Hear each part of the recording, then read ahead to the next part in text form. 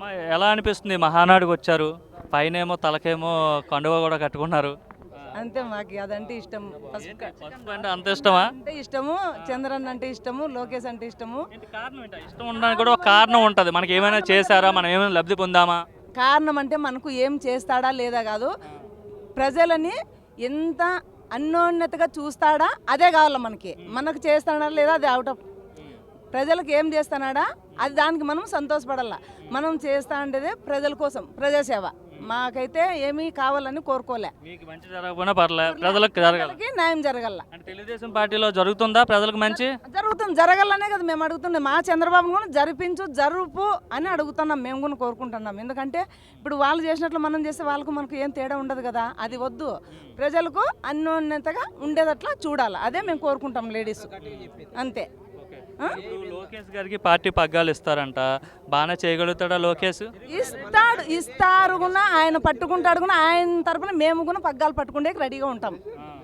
మేము కూడా అంతే, పగ్గాలు పట్టుకునే మేము కూడా రెడీగా ఉంటాము. రాజకీయాలు సరిగా చేయలేడు, ఒకసారి గెలిచాడు, ఫస్ట్ పోటీ చేసి ఓడిపోయాడు, ఆయన ఎందుకు వేస్ట్ అంటున్నారు చాలా మంది. ఇప్పుడు జగన్ కూడా ఓడిపోయినాడు, ఆయన వేస్ట్ అంటే ఇంట్లో దూరుకుంటాడా? దూరుకోడు కదా.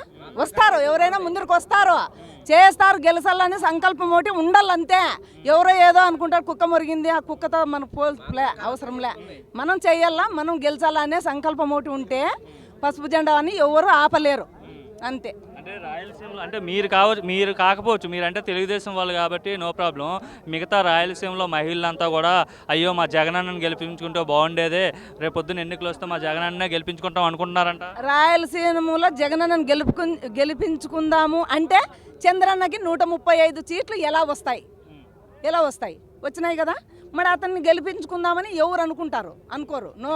అప్పుడంటే చంద్రబాబు నాయుడు అబద్ధపు హామీలు ఇచ్చాడు, అవి నమ్మేసి మహిళలంతా కరెక్ట్గా ఓట్లేసేశారు. ఇప్పుడు చూశారు కదా, నిజం బయటపడింది, చంద్రబాబు ఏమీ చేయట్లేదు, ఎన్నికలు వస్తే బరాబర్ జగన్నే గెలిపిస్తాం అంటున్నారు మహిళలు. జగన్ గెలిచి పింఛని 3000 ఇస్తామని ముష్టోళ్ళకి వేసినట్లు 250 వేసినాడు. అది అబద్ధం కాదా? 5 ఏళ్ళు అది ముష్టోళ్ళకి వేసినాడే ప్రజలకి, ముసలి ముత్తుకోళ్ళకి. వాళ్ళు మందు మాకులకు పెట్టుకుంటారు కదా. ఇప్పుడు మళ్ళీ చంద్రబాబు నాయుడు ఎక్కడమే 7000 పింఛని అమలు చేసినాడు. 3 నెలలది ముందు, ఈ 4 నెలలది 7000 ఇచ్చినాడు.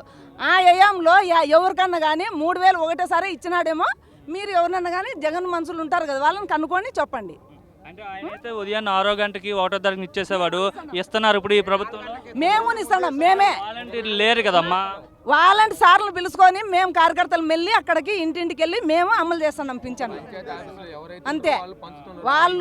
వాళ్ళు జీతాలు తీసుకొని ఇచ్చినారు, మేము జీతాలు చేయకోకుండా పని చేస్తున్నాం. సచివాలయం పట్టుకొని జీతాలు తీసుకోకుండా ఓన్లీ పార్టీ కోసం, ప్రజల కోసం ప్రజాసేవ చేస్తున్నాం.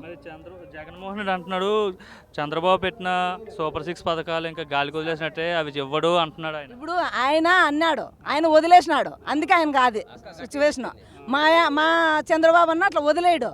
కానీ ఒకటొకటి ఇప్పుడు అతను అప్పుల్లో పెట్టిపోయినాడు. అవన్నీ సంక్షేమ పథకాలన్నీ తేవాలా, అభివృద్ధి చెయ్యాలా, ప్రజలకు సేవ చేయాలా, ప్రజల్లో అన్నంత పొందల్లా, అంతవరకే. వాళ్ళకి అట్లా చెప్పి వెనకడిగేసి అప్పులు చేసి రాష్ట్రాన్ని ముంచేసి నీ సొంత పట్టా తెచ్చి నాకు నేను కుదరబెట్టుకొని నా అప్పులు నేను తీసుకొని నా ముండమ ఇచ్చుకుంటా అనేది ఏమి ఉండదు. మా చంద్రబాబు అంటే చంద్రబాబు అంటే అంతే, తెలుగుదేశం అంటే అంతే. మరి వైసీపీ వాళ్ళు కాబట్టి చాలామంది మాట్లాడుతున్నారు ఈరోజు, మీరు కడపలో మహానాడు పెట్టి మమ్మల్ని రెచ్చగొట్టడానికి పెట్టారు, మొన్న ఎన్నికలు జరిగాయి, ఇప్పుడు వైఎస్ఆర్ విగ్రహాలకు టీడీపీ జెండాలు కడుతున్నారు కదా, రేపు పొద్దున్న మా ప్రభుత్వం వస్తుంది, మీ ఇళ్ళకి వైసీపీ జెండాలు కడతామంటున్నారు వాళ్ళు. వైసీపీకి జెండాలు కట్టింటేనే మాట్లాడుతున్నారు. వైసీపీ జగన్ చంద్రన్న అంటానే పీక దగ్గొచ్చింది అయాం వాళ్ళది. మేమేందో జెండాలే కట్టి వదిలేసినాము, వాళ్ళు పీక దగ్గొచ్చినారు. మా చర్ల చంద్రయ్యకి పీక దగ్గొచ్చినారు.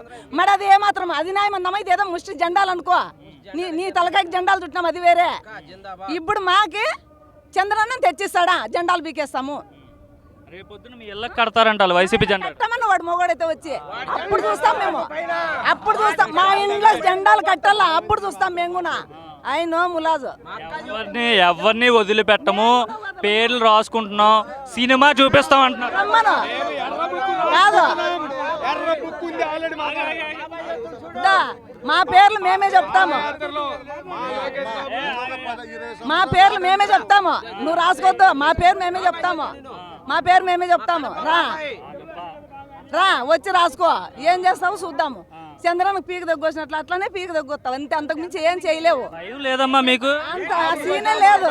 పోలీసు వాళ్ళు కొట్టినా లేదు, కేతిరెడ్డి మంచాలను పంపించి కొట్టినా లేదు, కిడ్నాపులు చేసినా లేదు, స్టేషన్లలో పడినా లేదు. ఆయన చంద్రన్నను బయటకు తెచ్చుకునేంత వరకు మేము ఆగలేదు. మీ అనంతపురం జిల్లాలో కేతిరెడ్డి వెంకటరామరెడ్డి కావచ్చు, తోపుదుర్తి ప్రకాష్ రెడ్డి కావచ్చు, పెద్దారెడ్డి కావచ్చు, వీళ్ళు ముగ్గురు ఎవరిని వదిలిపెట్టమంటున్నారు. ఎవరు వాళ్ళు వదిలిపెట్టుకోకుంటే మేము ఊరుకుంటాం. గాలు దొడుకొని ఏమన్నా మీసాలు దూకి తొడగొట్టి అంటారు అట్లా మా వాళ్ళు కూడా.